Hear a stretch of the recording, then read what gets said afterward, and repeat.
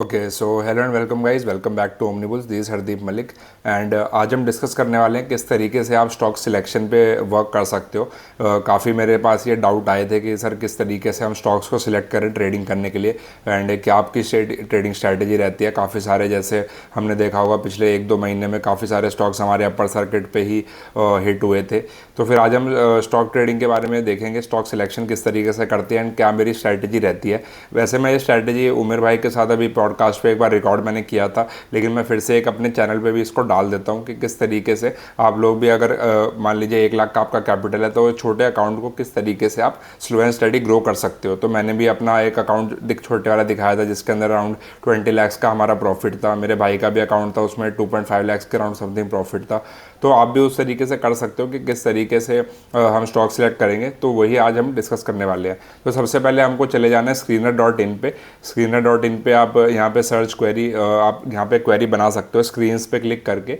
तो आपके पास ये ऐसे ब्लैंक आ जाएगा, तो जिसके अंदर कि आप ये सारे पैरामीटर्स आप डाल देना कि हम एक ये मान के चल रहे हैं कि इंडिया जो है एक ग्रोथ स्टोरी है एंड जो स्टॉक्स अभी छोटे हैं, जैसे कि मान लीजिए 10,000 करोड़ से कम की कंपनी है, 10,000 करोड़ से कम वाली कंपनी जो है हम उसके अंदर इन्वेस्ट करेंगे एंड थोड़ा 100 करोड़ से ज़्यादा वाली भी हो, क्योंकि बहुत ज़्यादा भी छोटी नहीं होनी चाहिए। समथिंग उसने प्रूव किया हो कि वो थोड़ा एक ग्रोथ पोटेंशियल रखती है अपने आप में, राइट।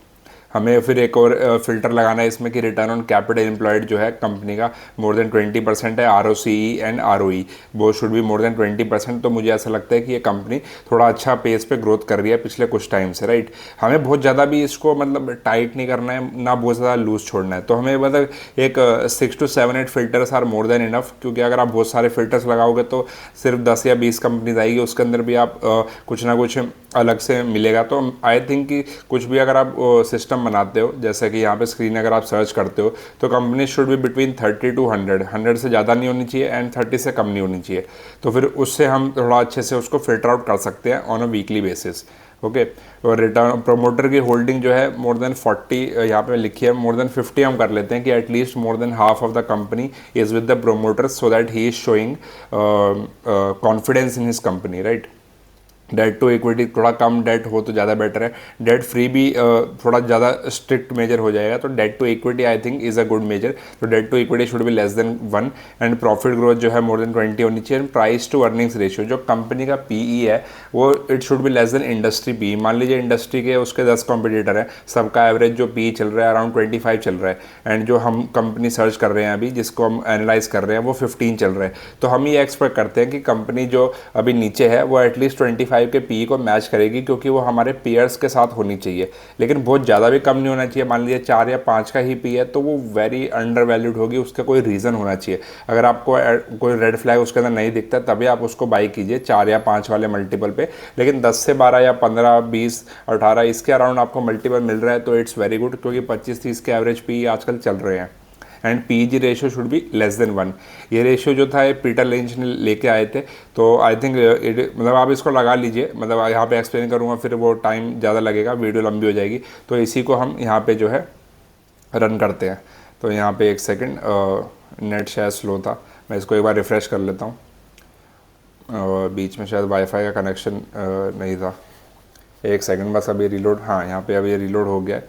नीचे अगर हम देखेंगे, हाँ more than 50 run this query, तो यहाँ पे हमारे पास 124 कंपनीज आ जाती है, ठीक है। तो इसके अंदर भी हमने वो डाला नहीं था, जैसे 17 और 53 CR की जो मार्केट कैप है हम इसको अवॉइड ही करेंगे। तो बाकी कंपनीज़ पे हम देखते हैं कि कौन सा हमारे लिए बेटर रहता है। जैसे मान लीजिए ज्योति रेजिन्स है, ज्योति रेजिन्स पे मैंने क्लिक किया तो ये वाली कंपनी मैंने आपको पहले ही बताई थी। तो हम क्या करेंगे, इसमें हमें पता है कि कंपनी ओवरऑल अच्छी है, थोड़ा बहुत है इसके बारे में आप यहाँ पे अबाउट एंड की पॉइंट्स के अंदर पढ़ सकते हो कि कैसी कंपनी है। अगर आपके समझ आता है आपको वो वाला बिजनेस, तो वो आपके लिए ही ज़्यादा बेटर रहेगा। तो स्टॉक PE जो है अभी 25 के अराउंड इसका चल रहा है एंड बस ये एक थोड़ा यहाँ पे रेड फ्लैग है। यहाँ पे जितने कम आपके पास पॉइंट्स आए उतना बेटर है, यहाँ पे जितने ज़्यादा आए उतना बेटर है। तो आपको यहाँ पे सिस्टमेटिकली ये देखना पड़ेगा कि कॉन्स में क्या है कि कुछ बहुत ज़्यादा डेट तो नहीं है कंपनी के पास, या फिर मान लीजिए टैक्स रेट जो है वो ज़्यादा कम तो नहीं है एंड कुछ वर्किंग कैपिटल साइकिल इंक्रीज तो नहीं हुई है। क्योंकि कभी कभी रिसीवेबल्स मान लीजिए 30 डेज़ में आते थे, अब 90 डेज़ में आ रहे हैं, तो थोड़ा बहुत चलता है फ़र्क, मतलब 10-20% ऊपर नीचे चलता है। लेकिन अगर बहुत ज़्यादा डबल हो रहा है डेविएट, तो it is a red flag for us. And अभी 10 टाइम बुक वैल्यू इतना कंसर्निंग नहीं है मेरे लिए, क्योंकि आजकल बुक वैल्यू पे काफ़ी कम कंपनी ट्रेड होती है। अब यहाँ पे आप देखिए पी जो है, इंडस्ट्री का जो पी है वो 39 के अराउंड चल रहा है, मान लीजिए 40 चल रहा है, तो ये 25 पे ट्रेड कर रहा है। तो आई थिंक कि it still has potential to grow. बाकी जैसे मान लीजिए ये आउटलायर्स है, गोदरेज और गुजरात फ्लोर, लिंडे इंडिया, तो ये 100 के ऊपर के पी हैं, तो उनको भी अगर इग्नोर करें तो बाकी सारे भी अराउंड 40 के ऊपर आई थिंक चल ही रहे हैं इंडस्ट्री का पी। तो अभी थोड़ी सी अंडर वैल्यूड है ये कंपनी मेरे हिसाब से। बाकी हम चार्ट भी देखेंगे, प्रॉफिट एंड लॉस पे आ जाइए, आप देखिएगा कि यहाँ पे profit should be increasing in every year. तो फिर यहाँ पे आप देखोगे धीरे धीरे स्लो एंड स्टडी यहाँ पे ग्रोथ हमें देखने को मिल रही है। एंड बोरोइंग्स भी जो है ये जितनी कम होती जाए उतना बेटर है, एंड रिजर्व जो है शुड बी इंक्रीजिंग।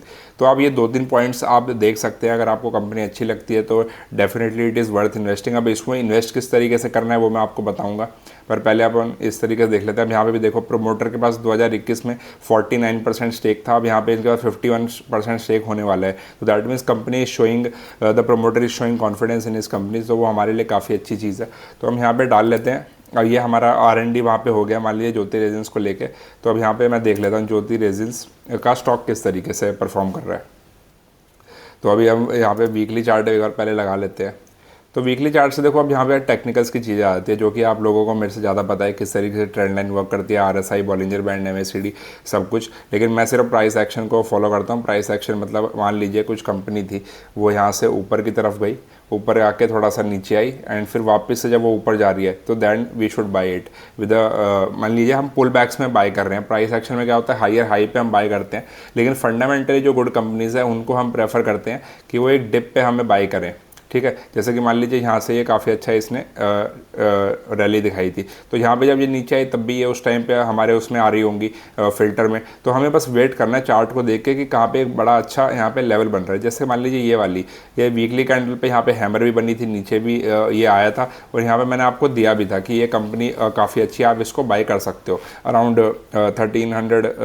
1370 के आसपास आई थिंक मैंने दिया था, और उसके बाद ये 1487 तक भी गया था। यहाँ पे मैं आपको बता दूँ कि इस तरीके से रहता है कि मान लीजिए कुछ हैमर कैंडल वीकली पे आपको दिख लगी, या फिर डेली चार्ट पे अगर आपको कुछ साइडवेज मोमेंटम, जैसे यहाँ पे मान लीजिए एक बॉक्स यहाँ पे डार्वस बॉक्स बना हुआ है, या फिर नीचे की तरफ कोई हैमर बन गया, तो आप उसी के स्टॉप लॉस के साथ उसको ट्रेड कर सकते हो 1:1 या 1:2 में, राइट। ट्रेड आपको पुल बैक्स पे करना है गाइस। ये यहाँ पे हमारे लिए सबसे इंपॉर्टेंट चीज़ हो जाती है कि पुल बैक्स पे हम ट्रेड करेंगे, क्योंकि कंपनी जो है फंडामेंटली अच्छी है। तो ऐसे ही कोई और एग्जांपल हम देख लेते हैं। यहाँ पे अब देखो 100 से ज़्यादा स्टॉक्स है, तो हमें कुछ फिल्टर आउट करना है, और ये भी देखना है कि कंपनी की जो है जैसे 100 करोड़ की, 16 करोड़ की, 80 करोड़ की, 4 करोड़ की, ये वाली कंपनी, इस पर हमें ध्यान नहीं देना है, हमें कुछ और देखना है। जैसे डायनाकोस सिस्टम, DSSL, ये वाली कंपनी मैंने आई थिंक, मेरे को जहाँ तक याद है 400-500 रुपये चलती थी, तब भी ये इस फिल्टर में आ रही थी और अब भी आ रही है। तो दैट मीन्स अभी भी कंपनी ऐसा नहीं है कि बहुत ज़्यादा ग्रो कर गई है, अभी भी इसके अंदर स्कोप है ग्रोथ का। तो अभी थोड़ा इंटरनेट हमारा धीरे चल रहा है, लेकिन गाइज आपको मोटा मोटा इसी तरीके से करना है, कंपनीज को देखना है, उसकी स्ट्रेंथ समझनी है, वीकनेसेस जितनी उसकी कम होंगी उतना हमारे लिए बेटर रहेगा। बुक वैल्यू अभी 124 है, और देखो प्राइस अभी 1100 का चल रहा है, तो that means more than 10 times, more than 9 times ये अपने बुक वैल्यू से ट्रेड कर रहा है। स्टॉक का भी 27 है, लेकिन ROE ROC 40% है। तो यहाँ पे देखो गाइज, यहाँ पे भी ये 400-500 के लेवल पे भी उस टाइम चल रही थी, तो हम हर डिप पे इनको ट्रेड कर सकते हैं एक छोटे स्टॉप लॉस के साथ 1:1, 1:2 कैप्चर करके, फिर वापस से जब नीचे आए, वापस से कोई हैमर बने, वापस से कुछ बॉटम बने, या फिर बॉलिंजर बैंड के नीचे क्लोज कर जाए लोअर बॉलिंजर के, एंड फिर वापस से उसका जब लोअर बॉलिंजर के नीचे जो कैंडल क्लोज हुई है उसके ऊपर जब वो ब्रेकआउट करे, तो भी हम उसे बाय कर सकते हैं, राइट। तो इस तरीके से आप टेक्निकली उसको ट्रेड कीजिए, फिल्टर आप इसको फंडामेंटली कीजिए। देखिए यहाँ पे कितने सारे प्रॉस यहाँ पे इसके कंपनी के हैं, तो काफ़ी इंप्रूवमेंट्स है। बस इन बुक वैल्यू वाली चीज़ को मोर देन 15-20 टाइम्स ना हो, 8-9 times, I think it is good enough, चलता रहता है इतना।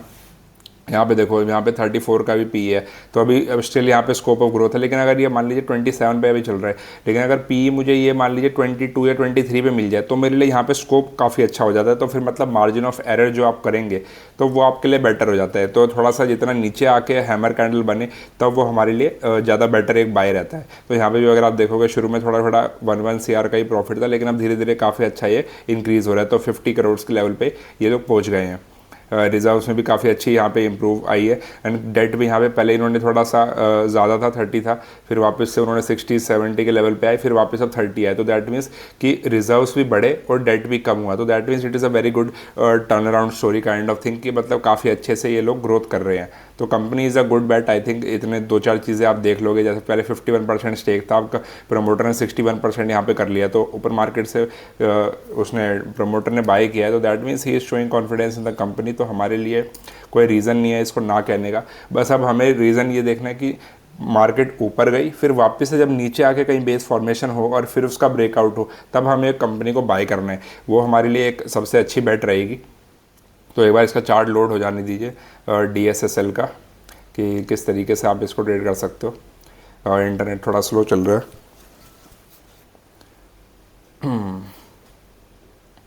थोड़ा सा एक बार वेट करते हैं। आई थिंक वीडियो आप थोड़ा सा आगे भी स्किप कर लेना, क्योंकि मैं वापस से अब इसको कट करूँगा तो फिर ज़्यादा टाइम लग जाएगा अपलोड करने में।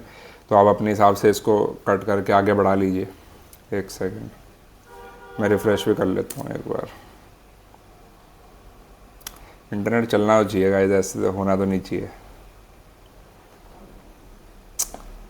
देखो हाँ, यहाँ पे भी तो चार्ट होगा ना इसका। हाँ, यहाँ पे अगर आप देखोगे तो काफ़ी अच्छे यहाँ पे कंसोलिडेशन पैटर्न था। जैसे ये वाली डिप्स जो हो गई, इनके जब हाई ब्रेक होंगे तो आप इसको बाय कर सकते हैं। एंड यहाँ पे जैसे कंसोलिडेशन पैटर्न पूरा ही ब्रेकआउट हुआ तो भी ये काफ़ी अच्छा बाय था। फिर वापस से नीचे आया, वापस यहाँ पे डिप शो करा, वापस से आप इसको बाय कर सकते हैं। एंड अगेन यहाँ पे देखो अभी यू टर्न बनाने का ट्राई कर रहा है। तो I think it is a very good company DSSL। तो ये अभी पोटेंशियल स्टॉक मेरी नज़र में अब आ गया है। मैं बात देखो, मैं रैंडमली ही कोई भी स्टॉक सेलेक्ट कर रहा था। मैं इसके अंदर मैं ऐसा नहीं था कि मेरे को आपको पिछला कौन सा था, ज्योति रेजिन्स और ये DSSL ही दिखाना था। मतलब कोई भी आप स्टॉक बोलोगे वो उसी का मैं आपको बता सकता हूँ, ऐसी कोई बात नहीं है। DSSL एक बार आखिरी बार हम देख लेते हैं कि कैसा चार्ट इसका है। अगर ओपन हो जाता है तो ठीक है। हाँ, अब देखो जैसे यही आज का ही दिन था, जैसे देखो नीचे नीचे आ रहा है, लेकिन प्रीवियस हाई इसने ब्रेक नहीं करा था। लेकिन जैसे अब यहाँ पे हाई ब्रेक करता है तो हमारे लिए काफ़ी अच्छा बाय है। अभी भी जैसे मान लीजिए 1140 के लेवल, 1140 से लेकर 1145 के बीच में अगर आपको कहीं भी मिलता है तो आप इसको ले लीजिए। एंड फिर नीचे आपका स्टॉप लॉस जो होगा 1085 का आप स्टॉप लॉस लगा सकते हो। एंड फिर इसको यू कैन होल्ड इट। वैसे मार्केट काफ़ी ऊपर जा चुके हैं, हो सकता है एक और बार ये नीचे आने का ट्राई करें। लेकिन जैसे इस तरीके से डिप्स आते हैं ना, इस जो बेस फॉर्मेशन होता है, तो ये सबसे बेटर चीज़ हमारे लिए होती है कंपनी को पकड़ने के लिए। यही चीज़ें मैं आपको टेलीग्राम पे भी डालता रहता हूँ, कौन सी कंपनीज़ में कैसे था। अब जैसे EMM फोर्स है, EMM फोर्स आज हमने ट्रेड किया था, इसको भी मैंने आपको बताया था कि 175 या 176 पे आप इसको ले सकते हो, और आज ही के दिन अपर सर्किट लग गया था। देखो अभी इंटरनेट चल नहीं रहे तो कोई बात नहीं, लेकिन आपको मेन चीज़ वही थी। EMM फोर्स था, ABS मरीन था, साई स्वामी मेटल्स था। ये सारे मैंने 3-4 स्टॉक्स आपको दिए थे, सारे के सारे आज अपर सर्किट पे ही थे एक ही दिन में। तो गाइस जैसे कोइंसिडेंस नहीं हो सकता है, सारी फंडामेंटली अच्छी कंपनी है। जब भी थोड़ा अंडर वैल्यूड रहती है, मार्केट के अंदर बाइंग पावर आएगी ही जाएगी, क्योंकि कंपनी के जो प्रमोटर होंगे या फिर कोई और जो उनसे एसोसिएटेड होंगे वो मिस नहीं करना चाहेंगे एक कंपनी को अच्छे लेवल पे बाय करने के लिए। तो जैसी बेस फॉर्मेशन आपको दिखे अच्छी कंपनीज में, तो अच्छी कंपनीज को हम डिफाइन करते हैं इस तरीके से। ये 124 कंपनी हमारे लिए अच्छी कंपनी है। इसके अंदर आप एक और फिल्टर लगा देना कि market cap should be more than 100 CR, तो अराउंड 70-80 कंपनी आपके पास आ जाएंगी। वो हमारी जो अच्छी कंपनी होंगी, बॉटम पे जब भी हमें लगेगा कि फॉर द टाइमिंग बॉटम बना है या साइडवेज डायरेक्शन में ट्रेड कर रहा है, तो उसके ब्रेकआउट पे हम इसको बाय कर लेंगे। तो गाइस इसके अंदर आपको कोई कंफ्यूजन है तो डेफिनेटली मुझे बताइएगा। And I think that's all for today guys. And video अच्छा लगा तो डेफिनेटली वीडियो को लाइक कीजिए। एंड अगर अभी तक आपने ओमनिबल्स का टेलीग्राम चैनल नहीं ज्वाइन किया है तो आप डेफिनेटली ज्वाइन कीजिए। मैं कमेंट सेक्शन में भी उसको डाल दूंगा लिंक कि किस तरीके से आप ज्वाइन कर सकते हो। वहाँ पर हम अराउंड 500 से ज़्यादा मेम्बर्स अब हो चुके हैं, तो वहाँ पर भी आप डेफिनेटली ज्वाइन कीजिए। मैं सारी चीज़ यहाँ पर आपको एक्सप्लेन करता रहूँगा कि किस तरीके से उसमें ट्रेड होता है, राइट। तो that's all for today guys. Thank you guys.